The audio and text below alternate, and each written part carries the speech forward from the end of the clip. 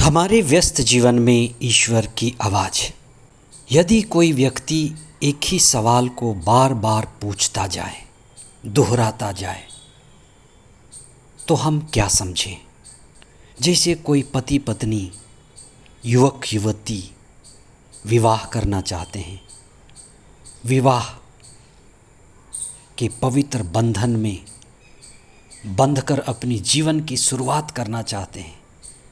उससे पहले वे एक दूसरे से पूछता है कि क्या तुम मुझे सबसे अधिक प्यार करते हो? एक बार नहीं, दो बार नहीं, तीन बार नहीं, हजारों बार।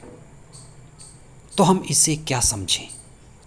जीवन में विवाह बंधन एक गंभीर बात है।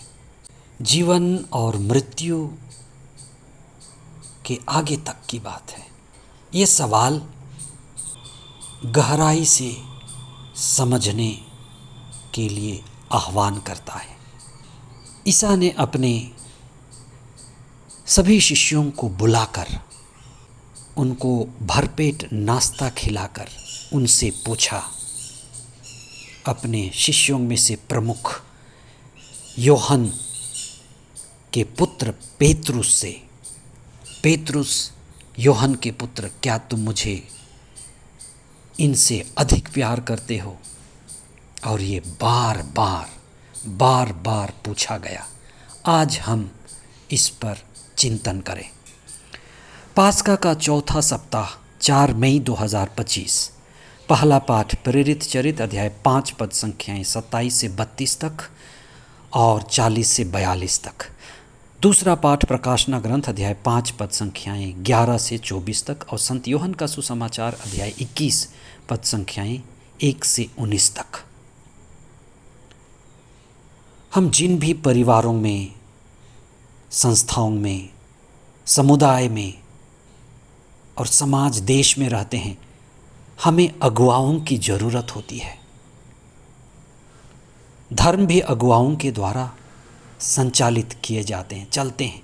आज हम इस पर विशेष चिंतन करें कि हमारा अगुवा कैसा होना चाहिए। धर्मशास्त्र में ईसा का बार बार सवाल पूछना एक गंभीर मुद्दे को उठाता है कि नेता कैसे हों, धार्मिक अगुवा कैसे हों। जब भी कोई प्रश्न, सवाल बार बार पूछा जाता है तो ये मंत्र की तरह बन जाता है। मंत्र यानी बार बार, और जो मंत्र वही है जो मन में छा जाए, कुछ ना बचे, बस मंत्र बचे।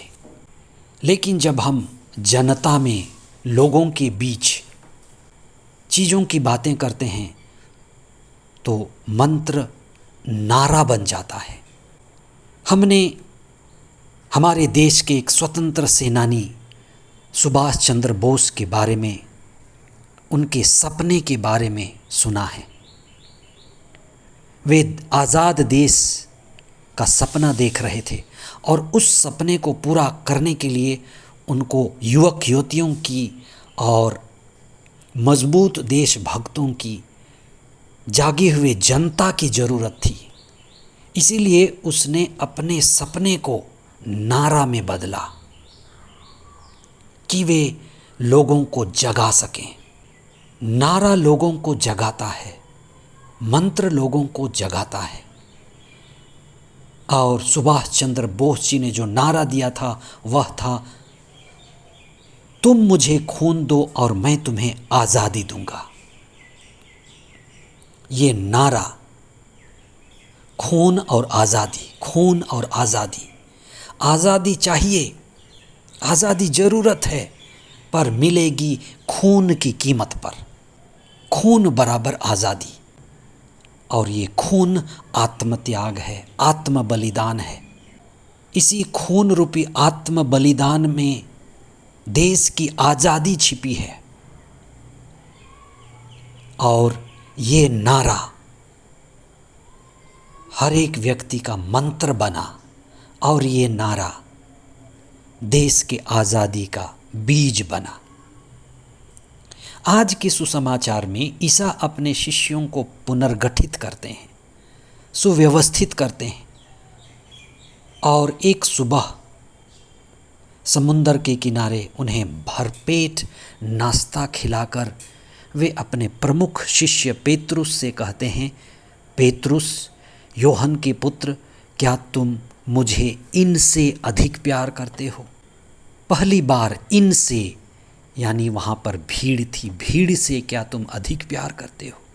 दूसरी बार, क्या तुम इन मेरे 11 शिष्यों या 72 शिष्यों से अधिक प्यार करते हो? एक अगुवे को जो सच्चा है भीड़ से और दूसरे शिष्यों से अधिक प्यार करने की ज़रूरत है। आखिरी सवाल बिल्कुल पेतरुस के दिल की ओर, क्या तुम मुझे खुद से अधिक प्यार करते हो? और ये सवाल पेतरुस के गहराई तक गया। ये 3 बार यानी अनंत बार, हजारों बार, 3 बार यानी गंभीर बात, समर्पण की बात, जिम्मेदारी की बात, वफादारी की बात, उत्तरदायी होने की बात। ईसा ने पूछे जाने पर कि सबसे बड़ी आज्ञा क्या है, अपने सारी शक्ति से, सारे हृदय से, सारे मन से अपने ईश्वर को प्रेम करना, इसी का दूसरा रूप है। और जब हम ये कर पाते हैं, पवित्र आत्मा हमें अपने अधीन लेकर के संचालित करता है। और जब हम पवित्र आत्मा के अधीन हो जाते हैं, ईश्वर के, ईसा के शक्तिशाली साक्षी बन जाते हैं। आज के पहले पाठ में इसी बात को हम होते हुए देखते हैं। संत पेतरुस लोगों से कहते हैं कि हम ईसा के क्रूस के, दुख भोग के और उनके मृत्यु के साक्षी हैं। प्रकाशना ग्रंथ में ईसा का विश्व रूप दिखाया गया है, पुनरुत्थान की स्थिति, ईसा का मेमना बनना, सत्य स्वरूप, मुक्ति स्वरूप और अनंत आनंद स्वरूप, सभी उन्हें झुककर प्रणाम करते हैं।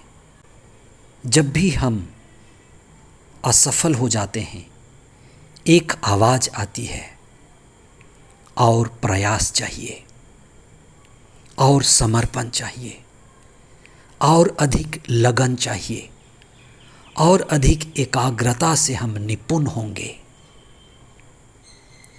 संत पेतरुस कई बार गिरे थे, अस्वीकार किए थे, और उन्हें यही आवाज़ प्रोत्साहित कर रही थी, और प्रयत्न चाहिए, और समर्पण चाहिए। हम आध्यात्मिक प्रगति के लिए यही आवाज़ सुने, और अधिक समर्पण, और अधिक प्रेम, और इसी में पूर्णता का जीवन। आमीन।